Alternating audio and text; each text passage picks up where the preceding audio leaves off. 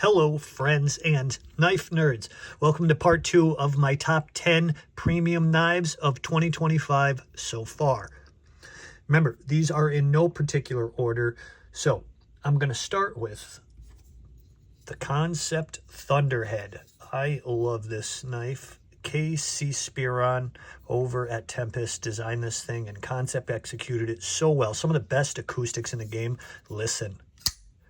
Oh, that noise is so nice and crisp. It's a liner lock. It is loud, and I love it.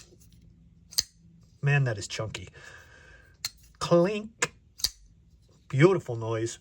Very comfortable knife. Awesome design. Kind of typical KC Spearon design, like a jet airplane or race car. That's kind of the way his designs typically look. And I am here for it. Once I heard he designed one with Concept, I signed on right away. Really nice action from every angle. And it's got his typical look too, like the racing stripe look. It's a beautiful job, and I love the feel of horizontal milling on titanium. This knife will run you about $197. You have 3.58 inches of S35VN steel, 8.25 inches top to bottom. It's a liner lock, and it weighs a chunky 4.67 ounces. But it is worth every single penny. There are multiple variations depending on what color aesthetic you like.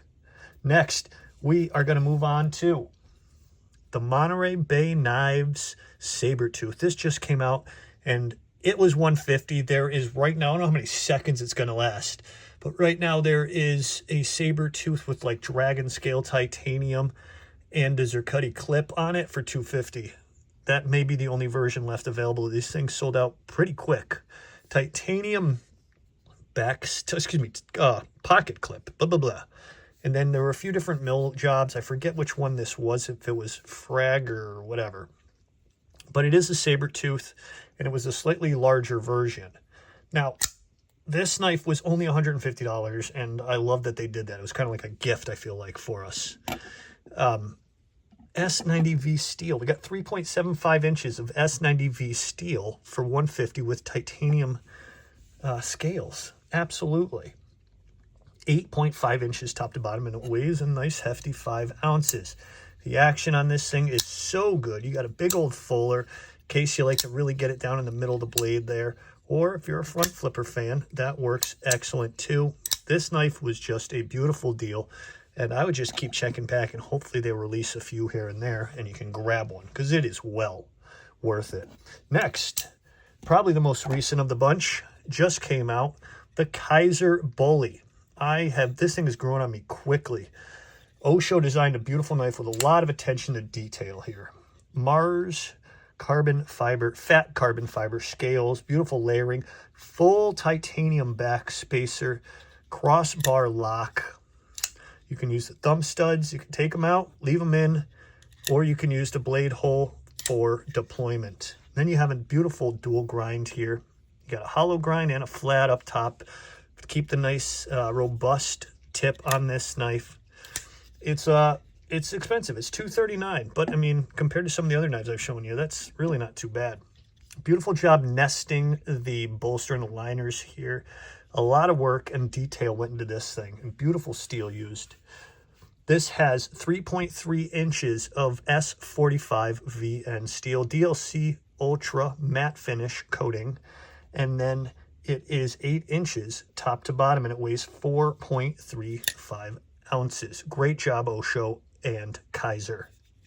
And then next, going back to the same person we started with, KC Spearon, the downdraft. Oh, this spent so much time in my pocket. The action is so good, and it's so lightweight. Low profile, flipper, liner lock, and 154 cm steel. The price was right, $150. It's about what Tempest likes to do. KC likes using that 154 cm. This is a Kubi OEM, Kobe, O'Brien, whatever you like to call it. 154 cm steel blade, 3.4 inches, 7.5 inches top to bottom on this thing when it is open, and it weighs just 2.8 ounces. This is the synthwave variety with that 80s camo carbon fiber. I love this knife. Fall shut is awesome. The fidget is so good with that blade hole and fuller. This knife is beautiful. And, okay, now certainly last, but certainly not least, one of my favorite knives of the year, without a doubt, the Kunwu Primo. Check out these beautiful scales.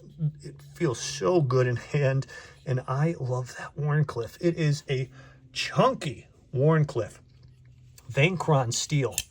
So 3.42 inch blade made of Vacron. Again, you're getting a 63 to 65 on the HRC with that Vacron. 7.75 inches top to bottom on this thing, and it weighs a nice hefty 5.29 ounces. Man, the action on this thing is so good.